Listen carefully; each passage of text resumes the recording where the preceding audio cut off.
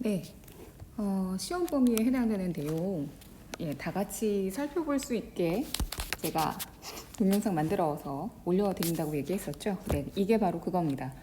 국영수 중심으로 시험 범위, 시험 준비하시다가 일요일 저녁 때쯤 한번 들으시면 되지 않을까라고 말로만 얘기하는 거예요. 사회도 중요한 과목입니다. 통사 화이팅. 이런 거 왜 써? 쓰지 말자. 자존심 상한다. 자, 시험 범위가 아시는 것처럼 105페이지에 바로 여기서부터죠. 네, 이제 살펴볼 건데요. 105페이지는 우리가 요 앞쪽이죠. 인권 보장을 위한 헌법의 역할에서 연결되는 내용이기 때문에 105페이지 그리고 106페이지에 걸쳐서는 인권 보장을 위해서 나와 있는 제도들에 대해서 얘기가 이제 연결이 되고 있습니다. 그래서 권력 분립 제도 있었고요. 그리고 이제 민주적인 선거제도, 그리고 복수정당제, 기본권 구제제도. 그래서 우리가 기본권 구제제도로 살펴봤던 건 헌법소원 심판, 그리고 이제 권익위원회. 그쵸? 네, 기억나시죠? 그런 것들 우리가 얘기했었습니다. 자, 그래서 각각의 세부적인 것까지 기억하면 좋겠지만, 권력 분립이 뭐였다. 민주적 선거제도는 뭐였다. 이렇게 내용 기억해 두시면 좋을 것 같고요. 자, 넘어가겠습니다. 준법 의식과 시민 참여입니다. 여기에서는 우리가 여기도 나와 있네요. 이 세 가지만 알면 된다고 얘기했던 거 기억나시죠? 준법 의식이 뭔지, 시민 참여 뭐고, 시민 불복종이 뭔지 이렇게 되는 거였고요. 그리고 준법 의식이라고 하는 건 법을 지켜야 된다는 거. 그래서 법을 지켜야 되는 이유는 우리가 무엇 때문에? 사회 질서를 유지하고 이 사회 질서 유지를 통해서 개인의 자유와 권리가 보호되기 때문에 그래서 법을 지키고자 하는 그런 어떤 노력이 필요하다라고 얘기했고요. 그리고 이 시민 참여라고 하는 거는 좀 더 적극적인 그런 어떤 방법이라고 얘기했었죠. 그래서 정치 과정이나 사회 공공 문제에 적극적으로 개입하는 거. 그걸 시민 참여라고 한다. 그래서 시민들의 권리, 시민들의 어떤 생각 이러한 것들이 정치 과정에 최대한 반영될 수 있도록 하려고 하는 게 바로 시민 참여였죠. 그래서 시민 참여를 하는 이유는 뭘까요? 정의로운 사회 실현을 할 수 있게. 그래서 시민들이 원하는 방향은 이런 겁니다. 이런 것들을 보여주는 내용들이었고요. 그리고 대의민주주의를 보완하는 역할 기억나시죠? 왜 제가 축제 얘기하면서 얘기했던 거 있었잖아요. 그렇죠? 자, 그래서 이러한 방법에 시민 참여를 했는데도 불구하고 올바른 방법으로 정책이 만들어지지 않고 오히려 어떤 정의를 훼손한다라고 하면 우리가 쓸 수 있는 마지막 방법 뭐가 있었다? 시민 불복종이 있다라고 말씀드렸어요. 그래서 시민 불복종과 연계해서는 제가 먼저 번에 그 강의에서도 얘기했었죠. 그래서 필요한 게 뭐가 있었다고 했어요. 시민불복종은 말 그대로 우리가 최대한 법에서 정해놓은 그런 어떤 순서, 단계 이런 걸 다 거치고 나서 마지막으로 해야 되는 거니까 그래서 충족해야 되는 조건들이 좀 많이 필요하다라고 얘기했었죠. 그래서 일단은 마지막 방법이다. 그쵸? 마지막 방법이다. 이런 것 때문에. 그래서 살펴볼 수 있는 거 여기 있네요. 우선은요, 그 행동에 있어서, 색깔 변하고 싶은데? 너무 좀 두꺼운 것 같죠? 그쵸? 이 정도면 되지 않을까? 난 누구랑 얘기하는 거죠? 자, 이 정도면 되겠지 뭐. 자, 일단은요, 그 행동에 있어서 정당성이 있어야 된다고 얘기했어요. 행위 목적에 정당성이 있어야 된다. 그러니까 시민 불복종이라고 하는 그 행동에 있어서 이러한 행동이 어떤 자기의 개인적인 이익을 위해서 이런 것들이 아니라 사회 전체를 위해서 그리고 사회 구성원의 어떤 권리를 침해하고 있는 내용을 바로잡기 위해서 삐뚤어져 있는 사회 정의를 올바르게 세우기 위해서 이러한 내용을 담고 있어야 된다고 얘기했고요. 그리고 폭력적인 방법 된다 안 된다? 안 된다고 했어요. 절대로 폭력적인 방법을 쓰지 않고 다른 합법적인 수단을 모두 다 쓰고 나서 마지막으로 해서 최후 수단 얘기했었고요. 그리고 처벌을 어떻게 한다? 기꺼이 감수한다. 어떤 처벌? 시민 불복종이 나오게 되는 상황을 우리가 간디의 소금투쟁을 살펴보면서 얘기했었죠. 일단은 그 정책이나 법이 올바르지 않은 내용을 담고 있다고 하더라도 그 법은 지켜야 되는 거니까. 근데 지금 그 법을 지키지 않고 있는 거잖아요. 그렇죠? 그러니까 지키지 않는 것에 대해서 처벌하는 것을 뭐 하지 않는다? 피하지 않는다. 우리 그 얘기 했었어요. 이유는요. 정당한 행동이니까. 이게 누구에게만 어떤 특별한 혜택을 주거나 하는 것이 아니라 올바르지 못한 정책을 바로잡기 위해서 사회 정의를 바로 세우고 사회 구성원들 모두에게 뭘 하기 위해서 도움을 주기 위해서 이익을 갖다 주기 위해서 하는 행동이니까 그래서 처벌도 감수할 수 있다. 그렇게 시민 불복종과 관련된 이야기 했었습니다. 그 내용 다시 한번 잘 기억해 두시고요. 자, 쭉쭉 넘어가서 우리 사회의 인권 문제 했을 때 우리가 여기선 두 가지 살펴보면 된다고 했어요. 그래서 사회적 소수자에 대한 개념을 얘기했었습니다. 그래서 어떤 특징이 있는데 그 특징의 내용은 신체적 또는 문화적 특징. 이것 때문에 다른 구성원하고 뭐가 된다? 구별이 돼요, 구별. 그래서 이것 때문에 차별받아요. 이거 좀 색깔 바꿀게요. 그러니까 차별의 원인이 무엇이다? 이 사람들이 가지고 있는 이러한 특징이 차별의 원인이 됩니다. 근데 그냥 거기에서 끝나는 것이 아니라 이 사람들은 내가 그 차별받는 집단에 뭐 하고 있다? 속해 있다라고 하는 소속감을 가지고 있는 사람들. 그러니까 그냥 처벌만 받고 차별만 받고 불평등한 대우를 받는 게 아니라 내가 이 차별을 받는 이유가 무엇? 이러한 특징 때문에. 그리고 나는 이러한 특징을 가지고 있는 사람들의 집단 안에 속해 있구나라고 하는 의식까지도 가지고 있는 사람. 그러면 우리는 그 사람을 사회적 소수자다 이렇게 얘기한다고 했죠. 그래서 다른 사례로 우리가 구분할 수 있는 거 사회적 약자랑 구분할 수 있다고 얘기했었죠. 기억나세요? 우리가 많이 헷갈리게 해서 좀 혼동돼서 사용하긴 하지만 좀 다른 의미라고 얘기했었죠. 그래서 사회적 약자는 좀 사회적으로 약한 위치, 좀 불리한 위치 이런 것에 있지만 그것 때문에 뭐 하진 않아요? 편견을 받진 않아요. 차별을 받진 않아요. 그런 얘기 했었죠.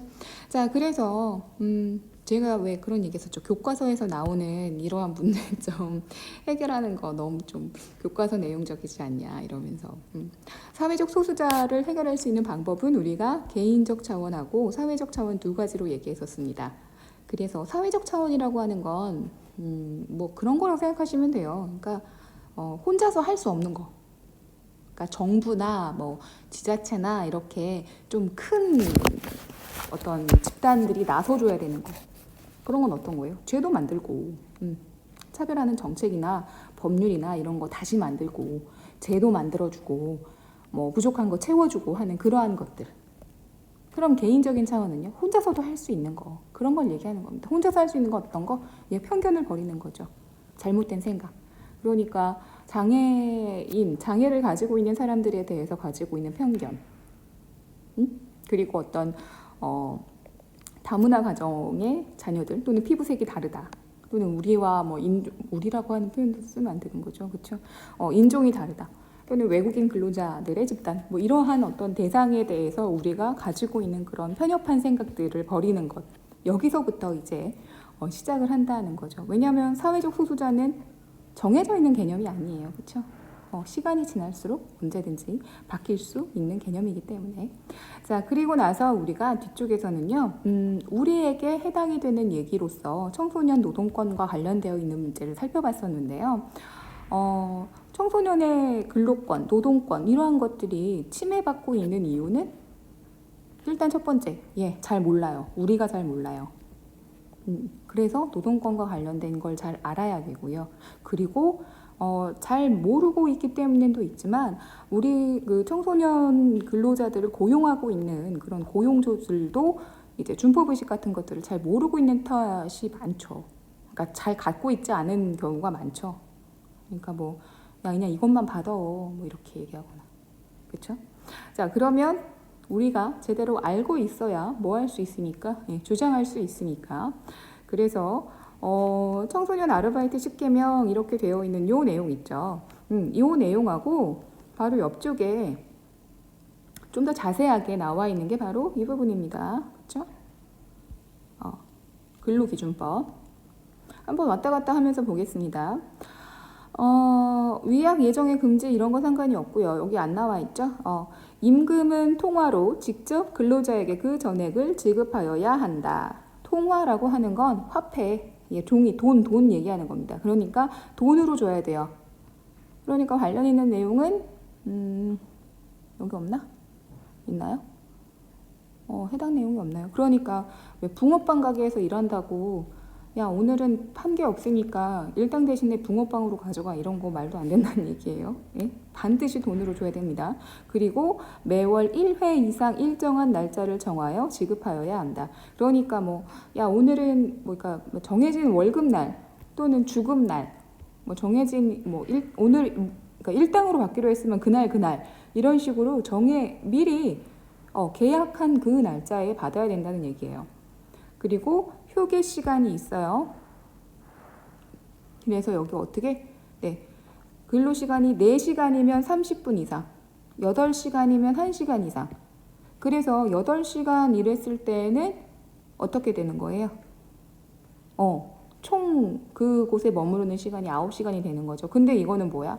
이거는 청소년을 대상으로 한 게 아니라 다 큰 성인을 대상으로 얘기하는 거예요. 그러니까 어디로 가야 돼? 여기 보면 하루 7시간 일할 수 있다는 요걸로 가야 돼요. 1시간 덜 일할 수 있습니다. 1시간 덜 일해야 돼요. 오케이?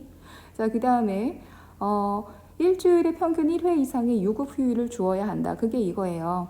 일주일을 개근하거나 또는 15시간, 일주일에 15시간 일을 했어요. 그러면 하루에 유급 휴일. 그러니까 일하지 않아도 그날 일한 것만큼의 대가를 주는 그런 휴일을 줘야 되고요. 그리고 여기요. 18세 미만인 자, 그걸 우리가 연소자라고 합니다. 만 15세 이상을 얘기하거든요. 그러니까 여기 만 15세 이상 연소자는요. 부모님의 동의서, 그러니까 법정 대리인, 그러니까 법적으로 좀 이렇게 그러니까 보호해 줄 수 있는 사람, 그런 사람의 동의서하고 뭐 있어야 된다고요? 연령을 증명하는 가족관계 기록상에 대한 증명서. 여기 써 있네요. 나이를 알 수 있는 증명서. 요거 가지고 있어야 합니다. 그리고 여기 있네요. 근로시간. 연소자는요. 1일에 7시간. 여기 8시간 요거 아닙니다. 일주일에 40시간을 초과하지 못합니다. 다만 합의에 따라 1일에 7시간, 하루에 1시간, 일주일에 6시간을 한도로 연장할 수 있다. 그러니까 하루에 7시간, 그러니까 하루에 7시간을 못 넘어가요. 그럼 일주일에 몇 시간까지 맥시멈으로 일할 수 있다는 거예요? 35시간. 근데 여기에 40시간을 초과하지 못한다라고 되어 있죠. 이건 무슨 소리예요? 야, 너무너무 바쁘니까 이번 주만 추가로 1시간씩만 더 일해주면 안 될까? 라고 부탁할 수 있잖아. 그래서 서로 합의할 수 있잖아. 그러니까 추가로 5시간, 맥시멈으로 일하면은 이제 이렇게 되는 거죠. 그래서 40시간을 초과할 수 없다. 39시간까지 이렇게 얘기하는 거예요. 자, 그러면 요 내용을 밑에다가 한번 적용해서 한번 보세요. 자, 37세 사업자, 17살 근로자. 자, 17세 을은 뭐가 해당이 됩니까? 청소년에 해당이 되네요. 근로계약을 체결합니다. 근로계약서에는 제가 먼저 번에 말씀드렸죠. 계약기간이 반드시 명시가 되어야 돼요. 1년 동안 계약하기로 했네요. 일하기로 했네요. 근무 장소도 이렇게 나와 있습니다. 어디서 일을 하는지, 그리고 어떤 일을 하게 되는지 일의 역할도 정확하게 써 있어요. 그리고 근무하는 날은 월요일에서 금요일, 휴일도 이렇게 지정되어 있습니다. 언제 일하고 언제 쉬는지도 다 나와 있어요. 그리고 이거 좀 지울게요. 근로시간, 그리고 근로시간도 나와 있어요. 어떻게? 오전 9시부터 오후 5시까지. 자, 그러면 한번 세봅시다. 9시부터 5시까지니까 10시, 11시, 12시, 1시, 2시, 3시, 4시, 5시. 선생님 이거 8시간인데요? 8시간인데요? 근데 뭐라고 써 있어요? 휴게 시간 1시간을 포함했죠. 그럼 이 8시간 중에 1시간을 빼야 되는 거죠. 그러니까 뭐야? 8시간 다 있는 게 아니라 이 8시간에서 1시간을 빼야지. 1시간은 돈 안 주고 쉬는 시간이니까. 그러니까 지금 법에서 정해져 있는 7시간 쭉 다 일을 하는 겁니다. 그리고 임금은요. 을의 부모와 협의해요. 아닌데요? 임금은 누구랑 협의해야 돼요? 아까 전에 위에서 뭐라고 되어 있어요? 임금은 돈은 일한 사람이랑 얘기해야 되는 거예요. 어? 일은 내가 했는데 왜 부모님이랑 얘기해? 이거 잘못됐어요? 잘 됐어요? 이거 잘못된 거예요. 그쵸? 이거 이상하죠? 이거 이상하죠? 어? 그리고 임금 지급일은 매출액에 따라 수시로 지급한다. 이게 의미하는 게 뭐냐면은 그날 잘 팔렸으면 주고 못 팔렸으면 안 주고 그 얘기예요. 이거 돼요? 안 돼요? 이거 안 돼요. 이거 어떻게 안 돼요? 그래서 어떻게 고쳐야 돼요? 을의 부모와 협의하는 게 아니라 일하는 근로자 을 본인하고 협의해야 돼요. 그래서 을의 부모가 아니라 을 본인과 협의하여. 아니면 협의하기 싫으면 어떻게 해야 돼요? 어떻게 해야 돼요? 최저시급 주면 돼요. 최저시급 얼마 이상은 반드시 줘야 되는 거죠. 그쵸? 을 본인과 협의하여 계약서에 얼마 받기로 한다 이렇게 적고 매출액에 따라 수시로 지급해요? 그거 아니죠. 어떻게? 요거 써줘야 되죠. 요거 어떻게? 이렇게 가서 요거 매월 1회 이상 정한 날짜에 지급하여야 한다 이렇게 써야 되는 거죠. 이런 거 잘 찾을 수 있죠. 자, 그 다음에 국제사회의 민권 문제. 요거는 우리가 전체 다 못했죠. 아유, 이놈의 코로나. 사실 이 부분은요, 제가 좀 애매하다고 해야 되나?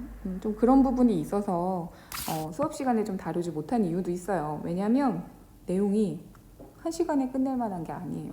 너무너무 다양하거든요. 자, 국제사회의 인권 문제는요, 크게 우리가 빈곤 문제.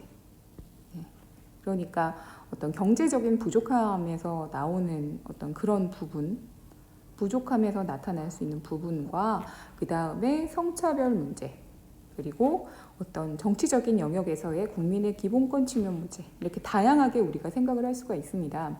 근데 이게요, 여기에서 이제 연결돼서 나오는 또 다른 문제들도 있고요. 그 다음에 이것 말고도 더 이제 고민해 볼 수 있을 만한 그런 문제들이 있거든요. 근데 여기에서 좀 연결되는 것들이 많아요. 그러니까 빈곤과 관련돼서 우리가 생각해 볼 수 있는 게 빈곤이 말 그대로요. 최소한의 인간다운 삶을 살 수 없을 만큼의 경제적인 어려운 상황을 얘기하는 거거든요. 그래서 우리가 빈곤을 크게 이제 두 가지로 이제 구분을 하기도 하는데 여기서의 빈곤은 말 그대로 인간적인 삶을 유지할 수 없을 만큼의 어떤 어려운 상황, 어려운 가난한 상황을 얘기하는 겁니다. 유니세프에서 나오는 그러면 여기에 이 빈곤 문제는 어쩔 수 없이 아동 노동 문제하고 연결되는 경우가 많아요. 왜냐하면 이 개인적으로 빈곤의 부분을 해결하기 위해서 어린 아이들이 학교에 가서 공부를 하는 것보단 그날의 끼니를 해결하기 위해 노동 현장으로 가는 경우가 많거든요. 그러면 이 노동 현장에서의 어린 아이들이 어떤 보호되고 있는가 또는 제대로 노동의 대가를 받고 있는가 그러면 그게 또 아니라는 거죠. 하루 종일 일하고 뭐 1달러 받고 막 이런 부분들이 또 발생이 된다는 거죠. 그리고 국민의 기본권 침해 문제 이런 어떤 정치적인 부분에서 발생하는 부분들은요. 어떤 뭐 종교 때문에 또는 정치적인 사회 상황 때문에 이렇게 여러 가지 이유에서 발생하는 경우도 있지만 이것 때문에 뭐 어떤 언론과 관련돼서의 어떤 문제점이 나타나기도 하고요. 또는 어떤 정치적인 어떤 이제 권력의 다툼 뭐 이러한 것들 때문에 정치적으로 억압받고 탄압받는 어떤 대상들이 생기기도 하고요. 그래서 되게 좀 복잡하고 다양하게 양상이 나타나고 있는 그런 어떤 문제예요. 그래서 일단 저는 국제사회 인권 문제 해결 방법부터 좀 접근을 해보는 게 어떨까라고 생각을 했어요. 그러니까 종류는 우리가 수업 시간에 또 생각해 볼 만한 게 되게 많거든요. 그래서 이 어떻게 해결할 거냐라고 하면 우리가 앞에서 사회적 소수자 얘기를 했던 것처럼 개인적인 차원과 사회적인 차원 두 가지로 나눌 수 있는데 개인적인 차원은 사회적 소수자랑 되게 닮아있죠. 세계 시민의식을 가져야 한다는 거죠. 그러니까 어떤 뭐랄까요? 인권, 인간의 권리라고 하는 것의 출발점이 인간의 존엄성이었잖아요. 그건 인간이라면 누구나 가질 수 있는 그런 권리였잖아요. 그러니까 국적 상관없고 인종 상관없이 모두가 가질 수 있는 그런 기본적인 권리니까 거기에 대해서 우리가 다른 나라 일, 다른 사회 일이라고 생각하지 말고 다 관심을 갖고 생각을 해야 된다라고 하는 거고요. 그리고 사회적 차원에서는 우리 사회적 소수자를 해결하기 위한 사회적 차원은 어떻게 해결한다는 거였죠? 주로 제도, 어떤 법률을 만들고 하는 그런 일이었죠. 그러면 이거는 국제사회니까 어떻게 해야 돼요? 국제적인 연대라고 얘기를 하는 거죠. 그러니까 법이나 제도를 만들 때 이게 우리나라의 일이면 우리나라 법, 우리나라 제도로 해결할 수 있지만 이건 다른 나라잖아요. 다른 사회잖아요. 그러면 다른 나라와 다른 사회의 제도나 법을 우리가 함부로 만들거나 또는 간섭하거나 하는 건 그건 정말 말 그대로 주권을 침해하는 행위거든요. 그러니까 예, 맞아요. 국제적으로 같이 연합을 해서 어떤 전체, 왜 우리가 이거 되게 옛날 표현이긴 한데 지구촌 이렇게 표현하는 경우도 있잖아요. 그러니까 하나의 세계라고 생각을 해서 뭐 국제연합 또는 이제 비정부기구 NGO라고 하죠. 어떤 그러한 어떤 국경을 뛰어넘은 그런 어떤 조직체를 만들어서 다 같이 해결하기 위해서 노력을 해야 된다는 거죠. 오케이? 자, 그래서 개인적인 차원에서는 어떤 시민 개개인들이 저거 다른 나라 일이니까 상관없지 않아?가 아니라 인간이라는 존재는 세계 어디에서든지 존중받아야 되고 권리를 주장할 수 있고 보호받아야 되는 존재다라고 생각하는 어떤 생각의 폭을 넓혀야 된다는 그런 것. 그리고 사회적 차원에서는 국제적인 연대를 통해서 우리가 다 같이 그 문제를 고민할 수 있도록 해야 된다는 거. 그렇게 얘기할 수 있을 겁니다. 되게 사회적이랑 닮아있죠. 사회적 소수자 얘기랑 굉장히 많이 닮아있죠. 그래서 살펴보시면 될 것 같아요. 먼저 번에 말씀드렸던 것처럼요. 119페이지까지만 살펴보시면 될 것 같고요. 그리고 교과서 중심으로 살펴보시고요. 또 뭐 필요한 내용들은 네, 뭐 교과서 그리고 뭐 서다평이나 서술형, 그러니까 서다평이죠. 단다평이나 또는 이 서술형 같은 것들도 최대한 교과서에 있는 내용과 교과서에 있는 표현을 그대로 사용하려고 노력했습니다. 그러니까 어렵지 않게 하실 수 있을 거고요. 만약 저랑 지금 한번 같이 살펴본 내용 중에 기억이 나지 않는 게 있으시다면 뭐 채널 돌아가셔서 좀 길긴 하겠지만 한 1.5배속이나 2배속으로 해서 필요한 부분만 다시 한번 들어보시는 것도 도움이 되지 않을까 싶습니다. 어렵지 않으니까 좀 잘 준비해서 차분하게 답안 작성하셨으면 좋겠습니다. 우리 시험 끝나고 봅시다. 시험 끝나고 웃으면서 만났으면 좋겠네요. 네, 날씨 추우니까 건강 조심하시고 여기까지 진행하도록 하겠습니다.